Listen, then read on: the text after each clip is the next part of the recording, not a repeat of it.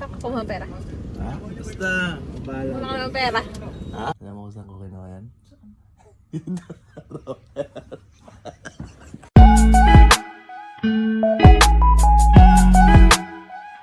So ayun guys, susundo tayo kay Kat. Ngayon may naisip akong magandang plano. May nakita kong 100 doon sa may drawer. Ngayon, kailangan namin magpagasolina ngayon saka mamalengke ng konti. Ngayon, ang sasabihin ko sa kanya, ako na ang magbabayad. Pero hindi niya alam. Yun galing sa kanya. So, titingnan natin kung anong magiging reaction mamaya pag nakita niya. So guys, andito na naman ako sa labas. Waiting na lang tayo sa paglabas niya. Ngayon, excited ako sa magiging reaction niya mamaya dahil alam niya wala na akong pera. Then magugulat yun, bigla akong magbabayad ng gasolina at mamaya sa pamamalengke. Ngayon, magtatanong yun kung saan ko kinuha yung pera o sino nagbigay sa akin. So, labas na daw si Kat. Titignan natin kung ano magiging reaction niya. Ebe! Sungit na yun.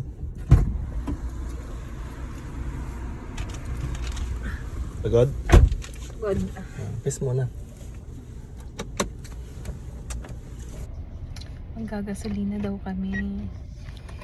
Siyempre, wala nang gasolina. Wala nang gasolina. Ilang araw yan? 1 week din, halos. Ito na si brother. Wala pa.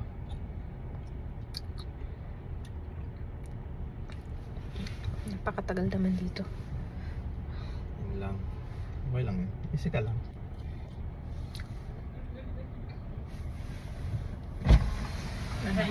Hi, good evening. Boss, special full tank. Special full tank. Yeah. How much? 99. Sandaan? Sandaan? Oo. Card mo na. Hindi. Ako na bahala. Card na! Ako na nga bahala. Ito, may pera ako Card! dito. Saan ka kumuha ng pera? Ha? Basta, bahala. Wala ka ng pera. Ha? Wala ka ng Meron pera. akong pera. So, ayun, bumaba si Kat para bumili ng mga kailangan namin.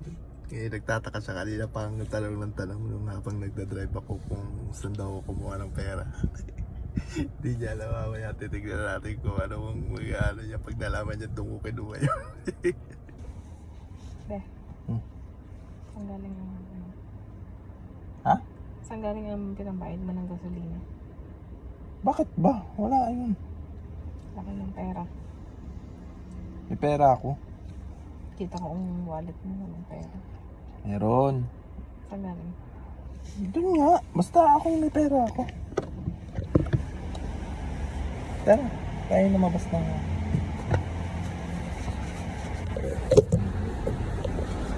Meron nga akong pera. Be, tanda mo yung 100 na pera binayad kagabi din sa, sa gasolina? Alam mo kung saan ko kinuha yan? Saan? Yung drawer.